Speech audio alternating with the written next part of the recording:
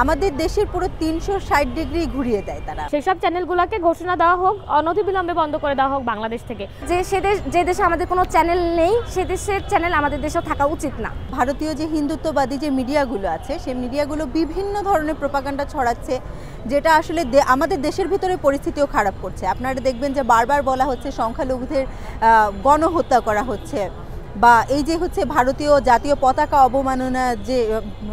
অবমাননা করেছে, এটার পিছনে আছে আমাদের উপদেষ্টা আসিফ ভাই। এরকম বিভিন্ন ধরনের হচ্ছে মিথ্যা এবং হচ্ছে উদ্দেশ্যমূলক নিউজ প্রচার করা হচ্ছে। দেখবেন যে এটা খুবই হচ্ছে মানে কি বলবো, একটা ফানি উপায় তারা প্রেজেন্ট করে, তারা খুবই এটা হচ্ছে মুখরোচকভাবে প্রেজেন্ট করে, যার কারণে হয় যে ওই দেখতে খুবই সুন্দর লাগে। এবং তারা যেভাবে প্রেজেন্ট করে তাতে মনে হচ্ছে যে আসলেই বুঝি ঘটনাগুলো এরকম। আমাদের দেশের পুরো ৩৬০ ডিগ্রি ঘুরিয়ে দেয় তারা এই প্রোপাগান্ডাটা চালানোর চেষ্টা করতেছে যে আমরা হিন্দু বিদ্বেষী, সংখ্যালঘু বিদ্বেষী। বাঙালি কখনো সংখ্যালঘু বিদ্বেষী না, বাংলাদেশিরা কখনোই সংখ্যালঘু বিদ্বেষী না, কারণ বাংলাদেশ হিন্দু, মুসলিম, বৌদ্ধ, খ্রিস্টান সবার। তো এখানে আমি স্পেসিফিক চ্যানেলের নাম বলতে চাচ্ছি না, তবে যেই চ্যানেলগুলো এই ধরনের অপ্রোপাগান্ডা চালিয়েছে, যারা এই ধরনের কাজ করছে, আমি চাই যে অনতিবিলম্বে তাদেরকে বন্ধ করে দেওয়া হোক। সেসব চ্যানেলগুলোকে ঘোষণা দেওয়া হোক, অনতিবিলম্বে বন্ধ করে দেওয়া হোক বাংলাদেশ থেকে। আরও একটা কথা বলতে চাই যে তারা যে অপসংস্কৃতিগুলো আমাদের সাথে চালায়, বা আমরা তাদের থেকে যে অপসংস্কৃতিগুলো নিচ্ছি, আমার মনে হয় এই অপসংস্কৃতির নির্মূলের জন্য হলেও বাংলা থেকে যেই চ্যানেলগুলো বর্তমানে আমাদের সংস্কৃতি, আমাদের রাজনীতি, আমাদের ব্যক্তিগত আপনার এজেন্ডা বলেন, আমাদের রাজনৈতিক এজেন্ডা বলেন, আমাদের বর্তমান ভবিষ্যতের অর্থনীতি, সব দিক থেকে যারা আমাদেরকে পিছিয়ে রাখার জন্য এবং হচ্ছে সাম্প্রদায়িক দাঙ্গা তৈরি করার জন্য কাজ করে যাচ্ছে, ইন্ধন দিয়ে যাচ্ছে, আমি চাই যে এই চ্যানেলগুলো বন্ধ হওয়া আবশ্যক। এই বিষয়টি আমার মনে হয় যে এটি দরকার ছিল এবং এটা উপযুক্ত একটি সিদ্ধান্ত হয়েছে। এর আগেও আমরা দেখেছি বিগত সরকার বন্ধ করতো, তারপরে কয়েকটা দিন থাকতো, আবার চালু করে দিত। আমরা আশা করব যে এই যে বন্ধ করেছে এটা যেন আবার চালু করা না হয়, এটা যেন এই অবস্থায় থাকে। সরকারকে শক্ত হাতে এই বিষয়টি মোকাবেলা করতে হবে।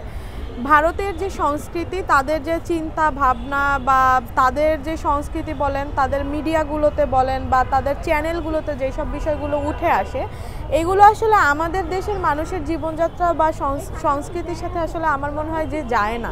ভারতীয় অপসংস্কৃতি যাতে আমাদের বাচ্চা বলেন বা শিশু কিশোরদের বলেন বা সাধারণ মানুষদের মধ্যে যাতে প্রভাব হিসেবে কাজ করতে না পারে।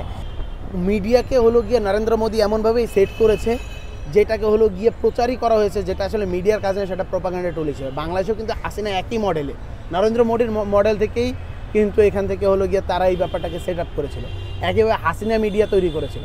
আমরা কিন্তু হাসিনার মিডিয়ার বলয় থেকে এখনও বের হতে পারিনি। আপনারা এখনও দেখতে পাবেন যে অনেকগুলো মিডিয়ায় এখনও ফ্যাসিস্ট হাসিনাকে প্রধানমন্ত্রী সম্বোধন করে, সাবেক প্রধানমন্ত্রী সম্বোধন করে, যেটা একই সাথে লজ্জাজনক, নিন্দাজনক। এবং আমি মনে করি বাংলাদেশ গভর্নমেন্টের এখানে হার্ড স্টেপ নেওয়া উচিত।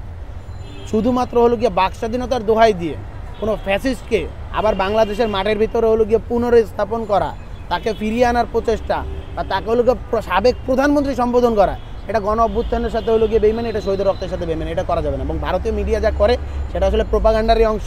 তাদের মিডিয়া আসলে হলো গিয়ে খুবই বাজে, ন্যারো মাইন্ডেড ছিলি। তারা হলো গিয়ে ফ্যাক্টের থেকে প্রোপাগান্ডাতে বিশ্বাস করে, এবং ওইটাই হলো গিয়ে তাদের মূলধন। এই মূলধনের বাইরে তারা যেতে পারবে না, এইটাই হলো গিয়ে বাস্তবতা। প্রথমে যেটা বলে রাখি সেটা হচ্ছে ভারতে কিন্তু আমাদের বাংলাদেশের চ্যানেলগুলো চলে না। সেক্ষেত্রে হচ্ছে আমাদের কোনো সংস্কৃতির প্রভাব সে দেশে নেই।